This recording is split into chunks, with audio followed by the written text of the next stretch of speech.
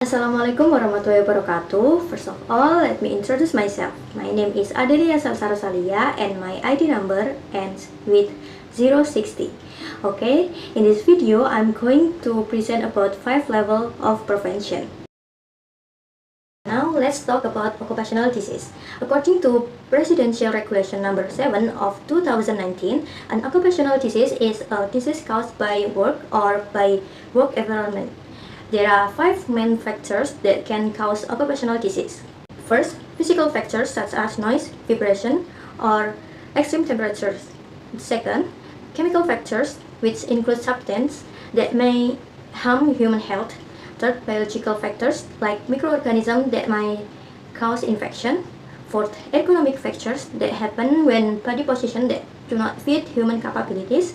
And fifth, psychological factors such as stress or emotional pressure in the workplace. So, occupational disease can come from both physical and non-physical aspects of work.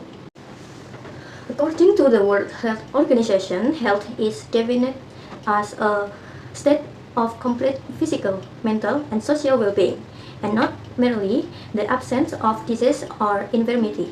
This means being healthy is more than just not being sick. It also includes mental balance and social quality of life. Level and Clark, in their book Preventive Medicine for the Doctor in His Community, classify disease prevention into 5 levels. These levels can be applied before a person gets sick, which is called the pre-pathogenesis phase, and during illness, which is called the pathogenesis phase. In the pre-pathogenesis phase, the person is still healthy, but there might already be risk factors. 2 levels of prevention are applied here. The first is health promotion. There are non-medical efforts to increase knowledge and awareness of healthy lifestyles. Examples include health education, mental health promotion, hygiene practice, and proper nutrition. The second is specific protection.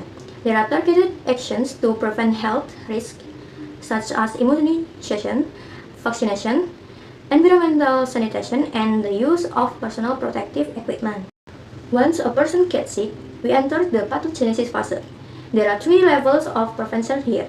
The third level is early diagnosis and prompt treatment.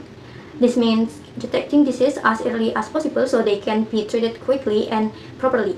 Examples are health screening, case finding, and regular checkup.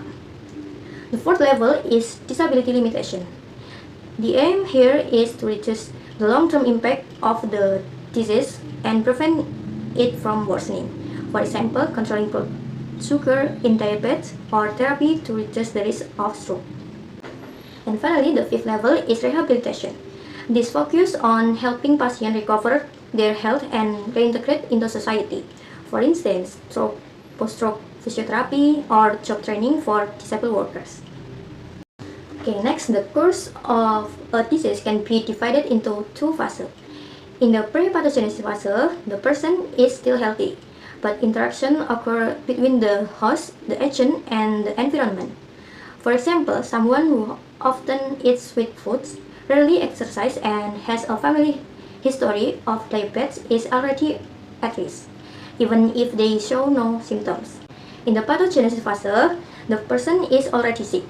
This stage has 3 parts: early disease, advanced disease, and the outcome. The outcome may be recovery, chronic illness with complication, or even death if it is not controlled. Okay, let's take a look at some examples. For primary prevention, there are programs like health campaigns, no smoking campaigns, hand washing education, and immunization. For secondary prevention, there are cancer screening, blood pressure checks, and blood sugar tests. And for tertiary prevention, examples include stroke rehabilitation, diabetes control, and physical therapy. Okay, last, in conclusion, applying the 5 levels of prevention is very important. It helps protect workers from occupational disease, maintain productivity, reduce morbidity and mortality, and also lower healthcare costs for both employees and employers. As Bill Gates once said, treatment without prevention is simply unsustainable. So that is the end of my presentation. I hope it gave you a clear understanding of the 5 levels of prevention. Thank you for your attention, and wassalamualaikum warahmatullahi wabarakatuh.